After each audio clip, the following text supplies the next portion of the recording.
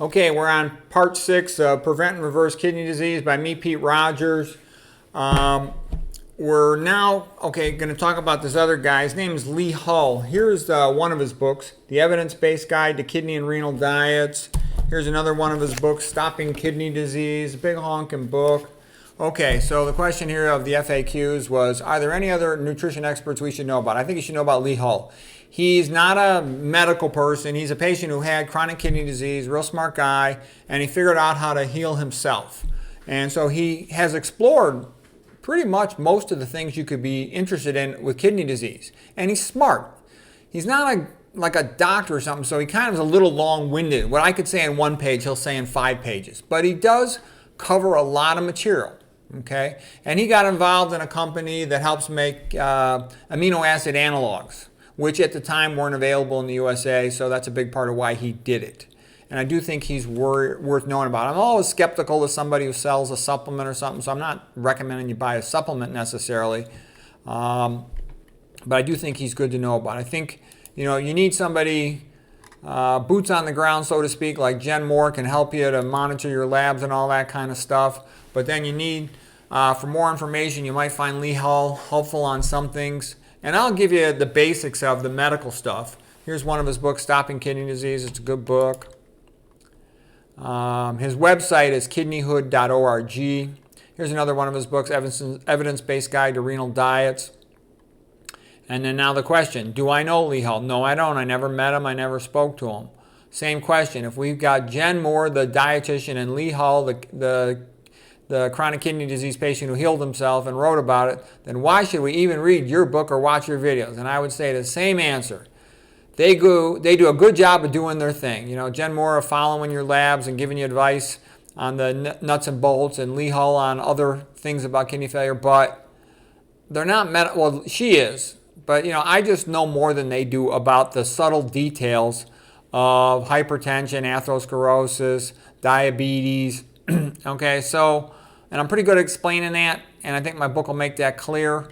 So there it is. Okay, how come I don't stick to one topic? And the quote from Arthur Schopenhauer, libraries are the lasting memory of the human race. It is precisely the minds of the first order who will never be specialists, for their very nature is to connect things from different fields. Thank you, Arthur.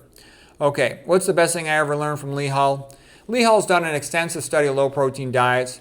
And he says the data for a very low protein diet is much more helpful than that for a low protein diet. So the basic key point is that with a low protein diet, you get some benefit, but you get much more from a very low protein diet. Okay? So that's like a low protein diet's like 0.6 grams per kilogram per day. Very low is half that, about 0.3 or even maybe 0.4 grams per kilogram per day. Okay? Now what did Lee Hull say that I disagree with? Well, I think he's a little soft when it comes to animal foods. He sort of thinks, well, it's okay to eat a little bit of animal food, but I don't think so, because animal foods are always high in protein. They're always high in fat. How are you going to get down to very low protein range if you're eating animal foods? I don't think it's possible. For example, look at salmon, typical animal food, 50% of calories from fat, 50% from protein. That's a lot of fat and a lot of protein, way too much of both. Animal foods other than milk, they don't have any carbohydrate. Animal foods are always high in protein. Okay. Animal foods are virtually always high in fat other than skim milk, and skim milk is a highly processed food and should be avoided.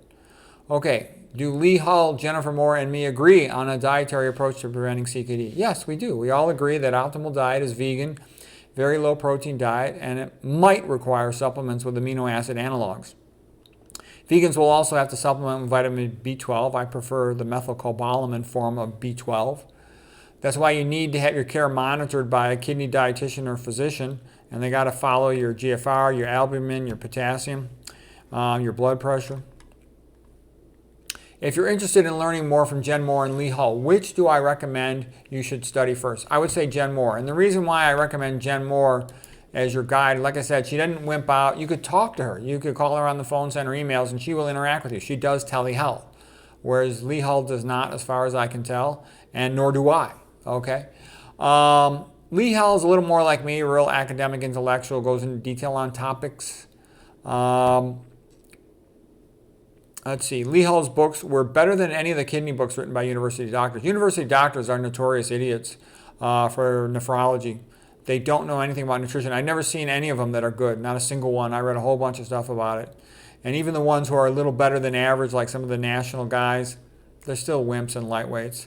Okay, they still talk about eating some animal foods, or they'll say other stupid stuff. Like I've gone on the internet, you see videos of a lot of these kidney doctors, and they're all saying stupid things.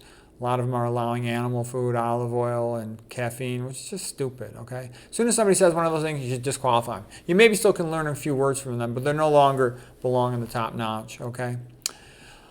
Jacques Bourson quote, "The history of creation is but a succession of battles between genius amateurs, inspired heretics, and orthodox professionals." Okay. Here's another quote by Schopenhauer. "Education without thought is like a wig. The amateur is not trusted by the professionals or the public, but he is the only one who is really in earnest. He pursues the topic con amore. It is these who have always done the greatest work. An academic professor is like a conformist fawning dog. An individual thinker is like a wild animal, a wolf." Okay. Schopenhauer lived 1788 to 1860. All right, the next question is, why aren't university doctors the best ones for obesity, hypertension, diabetes, and autoimmune disease? Because they don't know anything. All they do is prescribe drugs. They don't know what causes any disease. They don't even know that nutrition's an option. They don't know epidemiology. The doctors of the Western world, United States in particular, they're very poorly educated. So I know the typical stupid person is going to say, well, they were good students in college and they trained in pre-med and they went to med school. Pre-med is fake. Calculus has nothing to do with health of any sort whatsoever. 0% overlap. Physics has about 99, only 1% overlap, next to zero. Okay? The way organic chemistry is taught, it has less than 5% overlap. So they really don't know anything. Anybody that's talked to medical students, just ask them simple questions. What causes diabetes? What causes hypertension? What causes obesity? What causes atherosclerosis? They won't know the answer to any of these questions, okay? You can ask them, what's the 20th manifestation of some rare disease? They'll go, oh, I know what that is. It's all worthless. They're designed to be ignoramuses so that you can get them to sell drugs, okay? That's how it works. That's what they're paid to do, is sell drugs and surgery. Okay, what is the gross anatomy of the kidney? Well, we'll go into that in the next lecture. I hope you found this helpful, and we'll be working through the book.